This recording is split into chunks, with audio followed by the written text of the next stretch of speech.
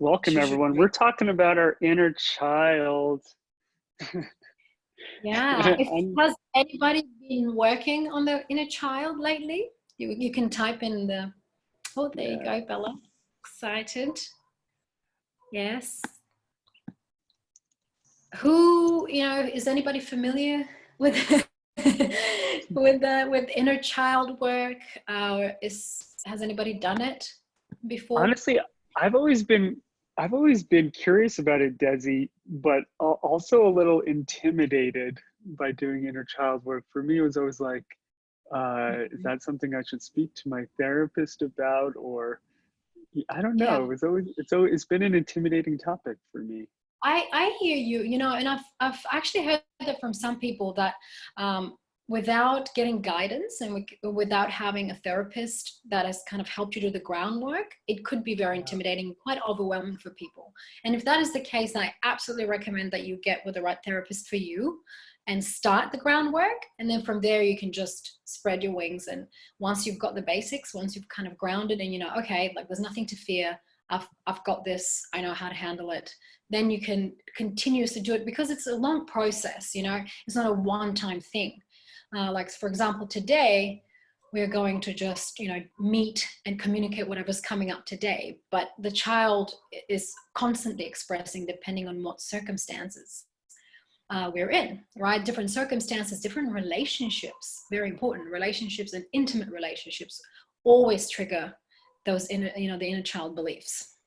Hmm. So whatever you experienced, as a child from your parents, whenever you observe relationships, even with siblings, that will also be locked into your psyche, and that's what the inner child will know. So it's very, very important. Said Tara. Uh-huh. Oh yes, yes, yes, yes. I love that book. And there's a few books on inner and outer child. If you want to go into it, there's like detailed child work, inner child work, where you can have the inner child, the outer child, and then I think some therapists even use like the parent within, that you can actually categorize it in various categories. It can be like I like to see it as different stages personally, so I like to see it like your inner child as like the little girl, then the teenager, and then maybe even you in the 20s, and then you can keep going with this work. Once you learn how to nurture the little one, you can actually keep going into nurturing every stage of your life. It's almost like your future self is coming down to help your now self. I even remember going on my own personal journey and talking to my teenage self, and she said, well, if you look after us, meaning like little child and teenage child, who looks after you? And I said, that's a good one. And then my teenager said, why don't you call upon our future self? She'll know best. And so then oftentimes I call upon this me that I imagine would be 10 years from now. And she comes and comforts me when I need comfort. And it's just, it's like an energetic psychological representation, but it's very, very comforting. And you are the best person that knows you, right? So so once you get to be with you, and you bond and you create this beautiful connection, nothing can take that away from you. And yes, of course we have therapists, and we have lovers and siblings and friends that we can rely on, but everybody has their own issues and their own work and their own path to walk. And it is just so comforting, and you feel so safe knowing that you can always turn within, you can always turn to yourself. So yes. Okay, what is the time? Yeah, I think we can get rolling. Welcome, everybody. Today, today's Desi's show, and she's going to be doing some inner child work. We were already chatting. We started early, but we're going to get going now. This is recorded, so don't worry if you miss any part of it. You can go back and do the meditations again anytime. And we are in for a treat. Thank you for being with us, Desi. She's all the way from Brazil. My And pleasure. I'm just going to hand it off to you, and I'm going to lay down and enjoy the show just like everybody else and get in touch Yes, with my inner yes, child. you deserve it. Get in touch with your inner child. Thanks. Yeah, so before we start, I just always like to say that, and David brought up a good point that some people can get intimidated if you haven't been doing the work. Chances are, if you feel already called to this, you probably have on some level or thought about it. If you've been called to this particular topic today, I mean. So just go with it. I'm here to guide you. Whatever comes up for you, allow it to, try not to judge it, try not to censor it. Whatever is coming up, just feel it. That's not, images are not necessarily, they don't have to be like 100% clear, and an image doesn't mean an actual visual. You can be imagining, and images can come in feelings and sensations, energy, colors. Some people are more tactile. You can maybe touch and feel things. It just doesn't matter. It's your own wisdom. Your subconscious mind is powerful and wise enough to know what it needs to present you with. And whatever symbolism and images are coming up, just be curious about them, explore them.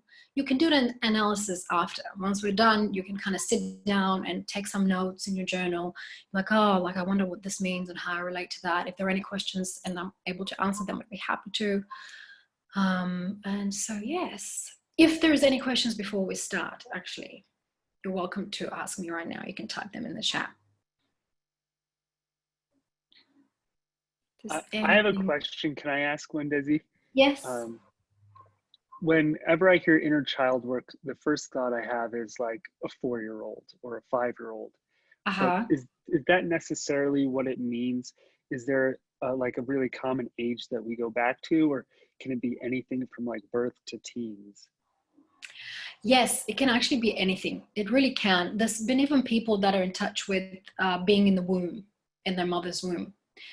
So it can be anything that comes up for you. And like I said, it just depends on the day and the circumstances around your life. For example, today, because it's a general group hypnosis, obviously I can't individually be guiding everyone.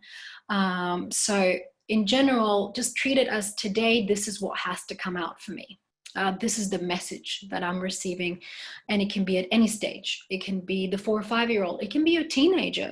Teenagers are still children, so they could be. And for a lot of us, in teenage years, as we grow up, and hormones are rushing through, and we're experiencing heartbreaks and loss, and maybe like divorces and all sorts of things, and you're starting to finally like get your own individual idea of who you are, because children up until the age of 7, they're more ego focused, and they don't quite differentiate between the outside world. So as a child, for example, if something happened to you before the age of 7, you feel directly responsible for it.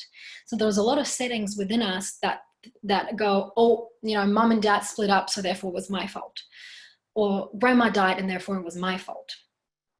So you've got to, those are important stages for ego development. And then once you're a teenager, it becomes more about, the feeling of independence.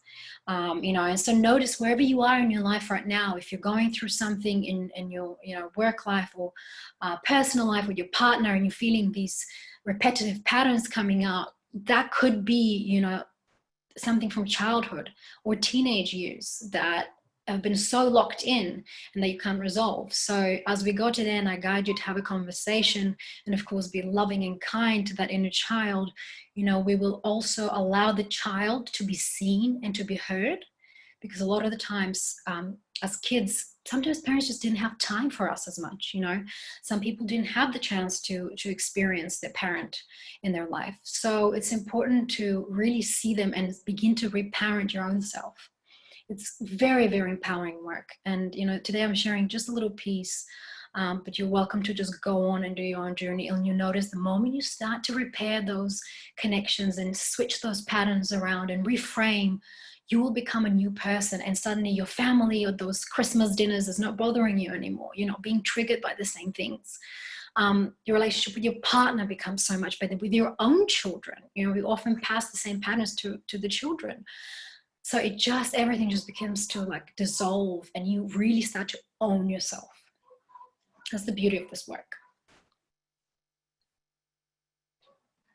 All right, well, if there are no other questions, we can just begin. Desi, do you want us sitting up or laying down for this one? All right, so as we start, I would prefer everyone to be lying down to just get very, very comfortable.